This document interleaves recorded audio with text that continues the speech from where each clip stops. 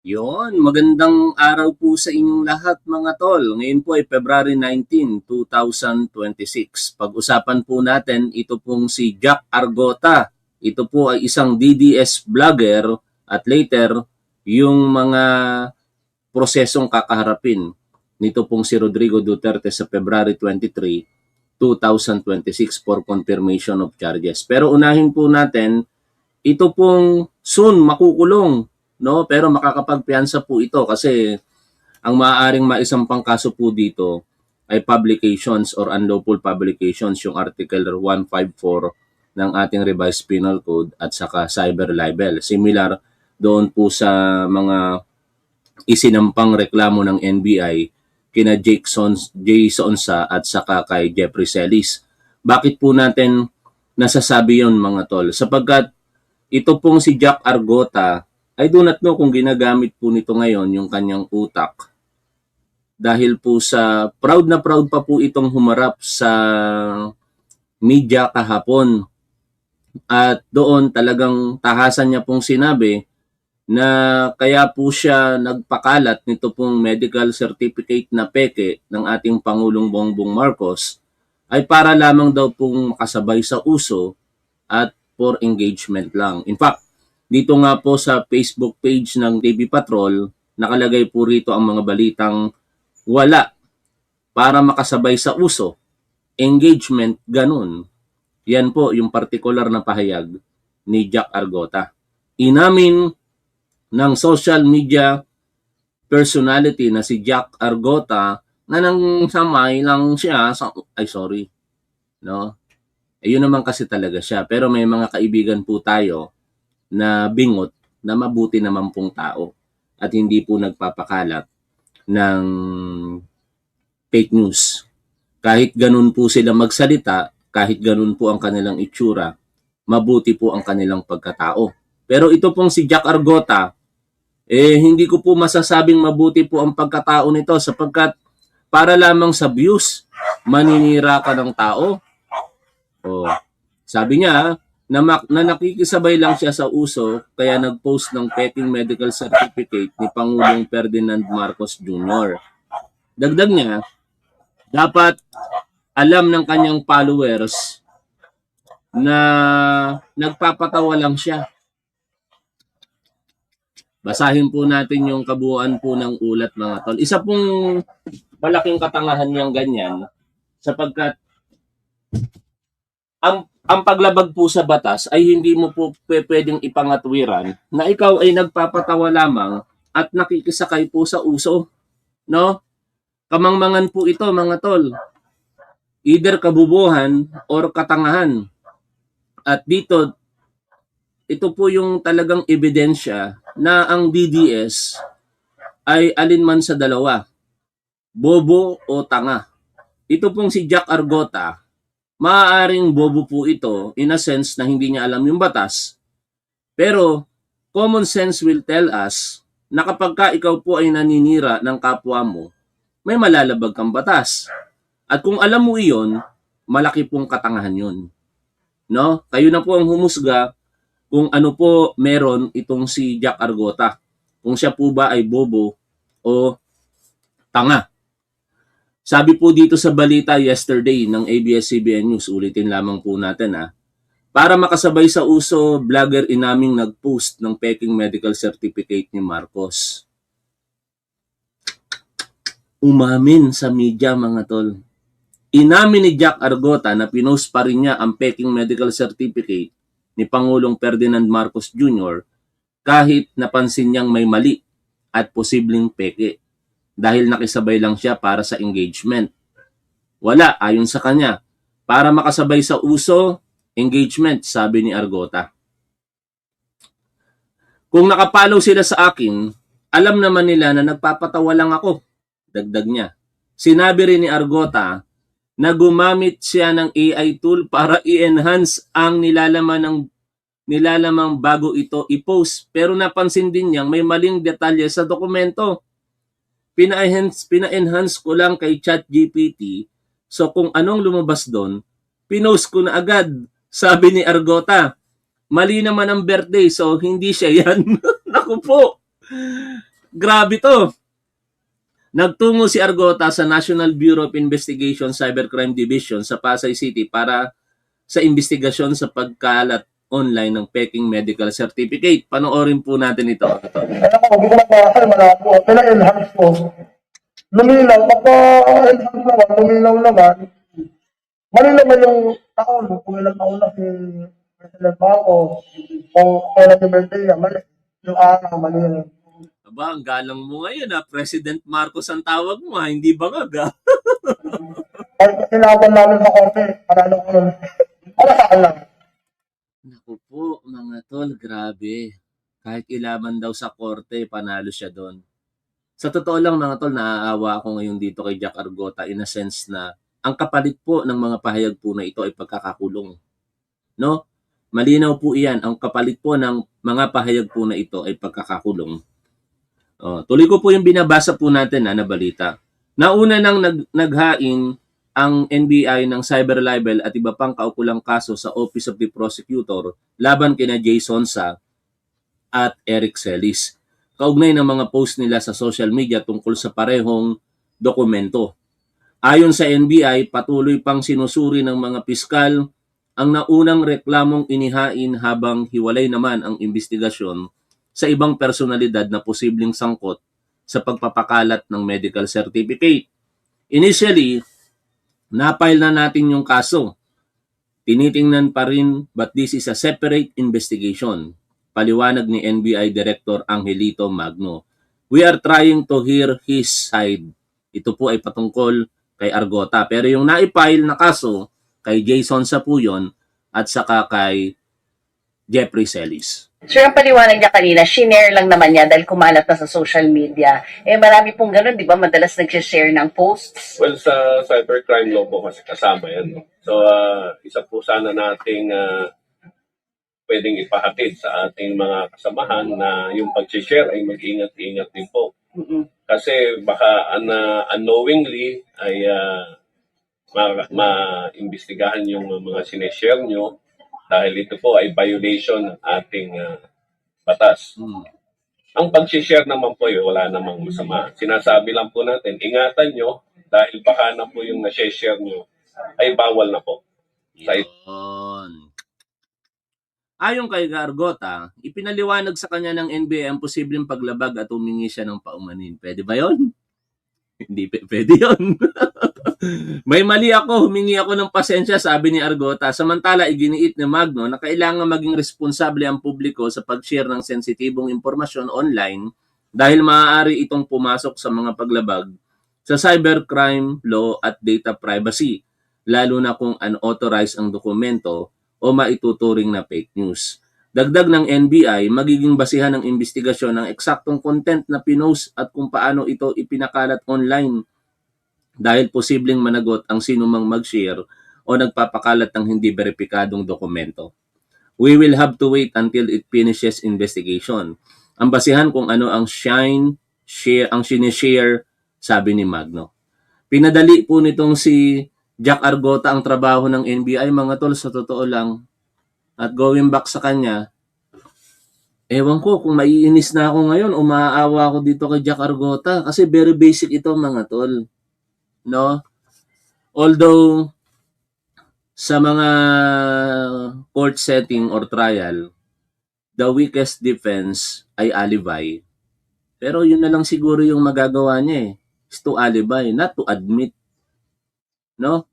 Kasi meron pong tinatawag na extrajudicial confession, mga tol. Kapag sinabi pong extrajudicial confession, ito po yung mga pag-amin mo ng paglabag sa batas ng ginawa mo ng labas po sa korte. Ibig sabihin, ginawa mo ito, for example, and this is the best example, no, na admissible as evidence sa harapan po ng mga reporter or media. At hindi maikakaila na ganun po yung ginawa nitong si Jack Argota. In fact, ito po ay natalakay ni Fiscal EJ sa kanyang vlog sa Facebook page po niya. I-follow po ninyo si Fiscal EJ. Sabi po dito ng Fiscal, example of dolo in action. Ano ba yung dolo? No, mas palawigin po natin yung pagtuturo dito ni Fiscal EJ. Pero lilinawin ko po sa inyo at uulitin ko po, ako po hindi isang abogado, ako po isang criminologist lamang. Pag sinabi po kasing dolo mga tol, ito po yung kaparaanan ng paglabag sa Revised Penal Code. Dalawa po ang kaparaanan na sinasabi sa Revised Penal Code ng paglabag. Ang paglabag ay basically tinatawag sa Revised Penal Code na felony. Felony. Pero in generic sense, ito po ay krimen. But kapag ang pinag-uusapan ay mga paglabag po sa Revised Penal Code, felony po ang tawag doon, which is nakalagay nga po ito sa Article 3 ng nabanggit po na Revised Penal Code. An act or omission punishable by the Revised Penal Code. That is the definition of a felony. And papaano po nakukumit ang felony? Sa pamamagitan po ng either dolo or culpa. No? Dito, ipinaliliwanag nito pong si Fiscal EJ ang mga elemento ng dolo. Basically, pag sinabing dolo, likas po na itong masama na ginawa mo, no? Kaya dapat present ang mga elemento pong ito. Under criminal law, may tatlong elemento ang dolo, sabi po ni Fiscal EJ dito. Freedom, una po yan. Kusang loob niyang ginawa, walang pumilit, walang nag-coerce. Narinig naman po natin sa pahayag nito pong si Jack Argota na kusa niya po itong ginawa. Wala pong pumilit sa kanya, wala pong nag-coerce. Balikan po natin ang bahagi ng interview sa kanya. Kaya ako, gumagakal, wala po. Pina-enhance po. Lumilaw, pagka-enhance naman, lumilaw naman, mali naman yung taon, kung ilang taon na si President Marcos, o kailan si Merdea, mali. Yung araw, mali yun. Pag sinaban namin sa korte, panalo ko nun. Grabe, kawawa naman tong tao na ito kung tutuusin. Ewan ko, kung maawa kayo ha. Ikalawa, intelligence. Alam niya ang ginagawa niya. He knew it was fake. He knew the difference between truth and falsehood. Nanggaling na mismo sa kanyang bibig. Mali naman yung petsa. Hindi naman yun kay Pangulong Bongbong Marcos kasi mali.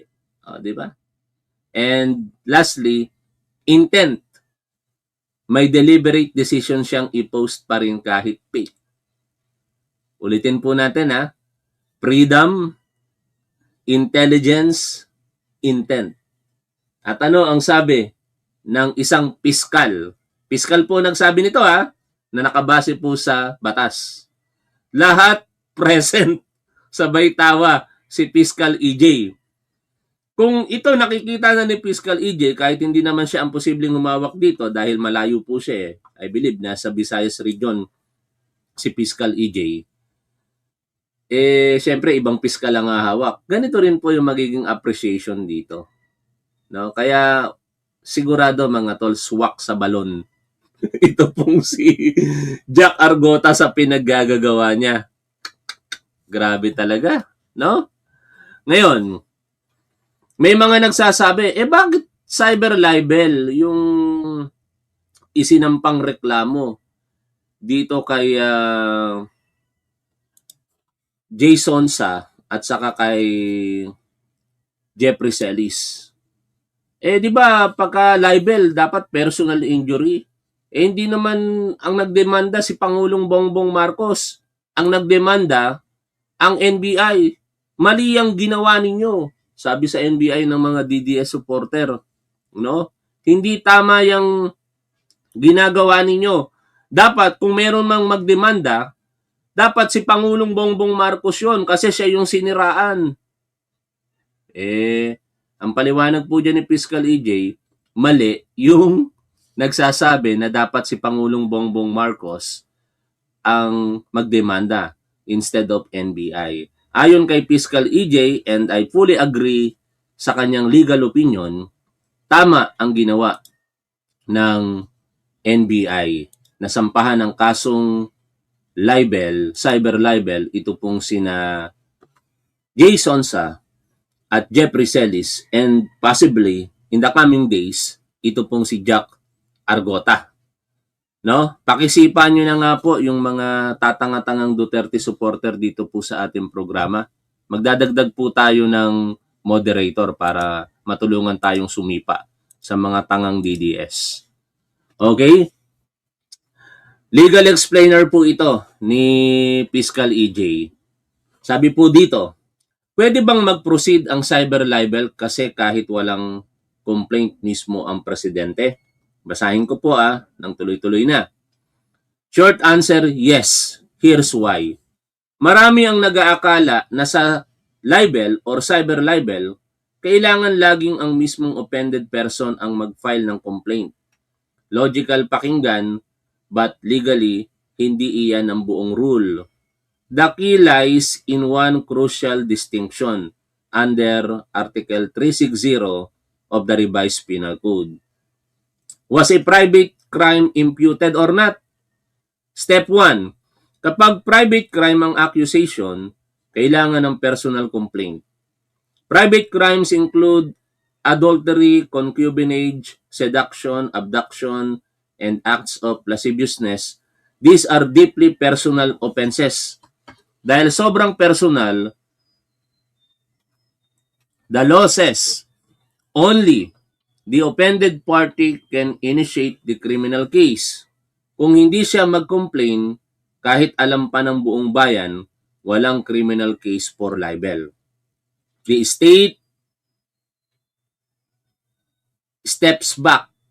The choice belongs to the victim. Step 2. Pero kung hindi private crime ang accusation, pwedeng mag-proceed kahit walang personal complaint. Ito ang critical point. Kung ang allegation is about a person's health, integrity, or fitness, like claiming that Ferdinand Marcos Jr. has a serious undisclosed illness based on fake medical reports or that he is a drug addict, that is not an imputation of a private crime. It is an imputation of a discreditable condition, not adultery or concubinage. So the special restriction does not apply, meaning the government can prosecute the case. Agencies like the National Bureau of Investigation can file the complaint. The prosecutor can investigate. The case can proceed even without the president personally filing it. Step 3. Why does the law allow this? Because libel is not just a private injury. It is also a public offense.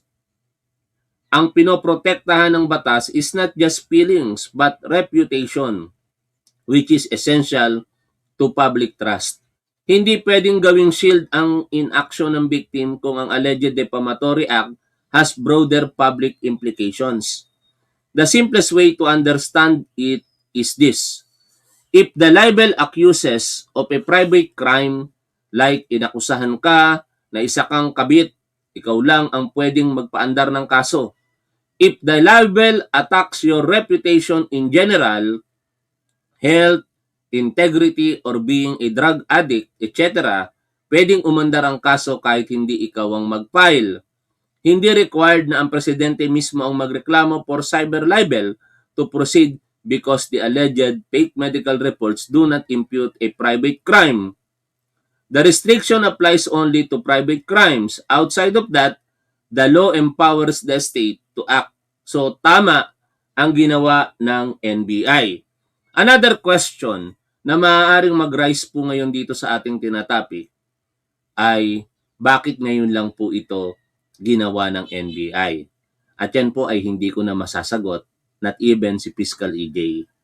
Sa tinagal-tagal ng mga paninirang puri na ginawa po kay Pangulong Bongbong Marcos ng mga taong katulad nito pong si Jack Argota, why more than 3 years bago po umaksyon ang NBI sa bagay na ito? Ang mga ginawa nila na pagsasagawa ng mga peking video, pagpapakalat po ng fake news, dapat noon pa sinampahan ng kaso ang mga nasa likod nito. Pero sabi nga, huli man, basta maihabol din, maayos pa rin. Kaya okay na rin po ito kaysa naman wala talagang maging aksyon ang National Bureau of Investigation sa bagay po na ito. No? Kaya good luck kay Jack Argota sa kanyang mga pinaggagawa, and hopefully tama ka sa sinabi mo na mananalo ka sa korte. Pero I believe 10 ng mga nakakaalam po talaga sa proseso ng criminal justice system dito po sa ating bansa, alam na alam nila na wala kang panalo dito, Jack Argota, dahil ikaw mismo umamin ka sa harap ng reporter na ginawa mo ang mga bagay na ito, na ayon nga po kay Fiscal EJ, pasok lahat ang elemento, freedom, intelligence, and I forgot the other one, no? Freedom, intelligence, and ito. Nakakalimutan ko na intent. Pagka hindi na nakakapagturo, nakakalimut na.